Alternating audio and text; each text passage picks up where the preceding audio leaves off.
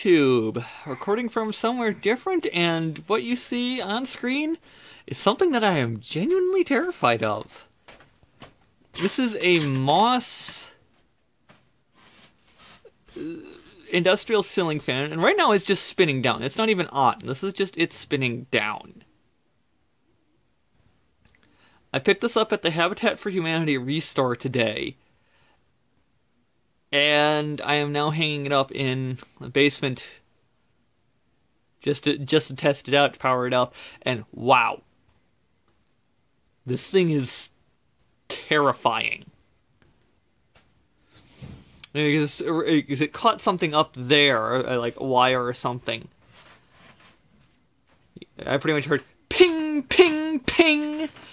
Shoots a wire, hits this parts fan. So I mean, it's swinging like that. Bounces down. This is what I think it caught.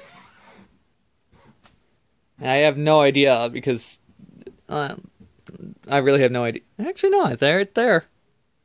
A piece of copper. See that fresh exposed copper? The camera's not focusing on it. Let's get it into light. That next pipe, I think that's where the fan struck it. Yeah. And launched it. This is a capillary tube. So,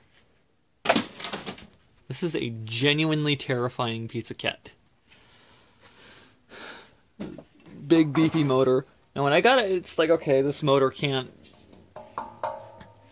Well, this is all steel. These blades are steel.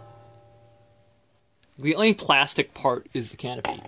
That's plastic. It's a J-hook unit. Now, I don't have a J-hook down here, so it's just held up by a nail. The capacitor needs some capacitor wiring, so it's held up by a nail. Capacitor is just kind of floating there right now. Same with the wiring in general. It's just kind of floating there.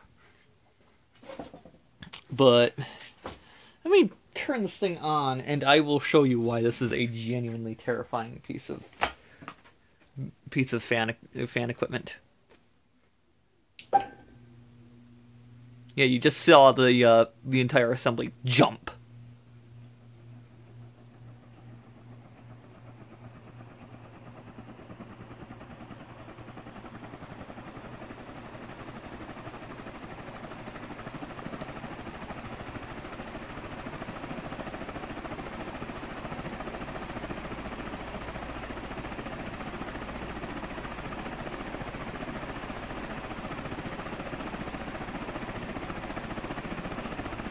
Alright, I'm turning it off.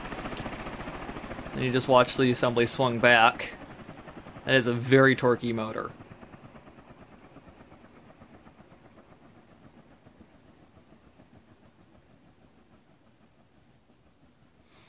This is a single speed, non-reversible. You'd reverse it by either hardwire reversing the capacitor connections at the top of the motor, or by flipping the blades over, so it'd be like this. So. And most likely this fan will be going out to the garage once the weather warms up enough that I can actually do a proper mount and assembly. I'll also probably seek about finding a speed control unit for this so it's not terrifyingly fast all the time. Until then, thanks for watching.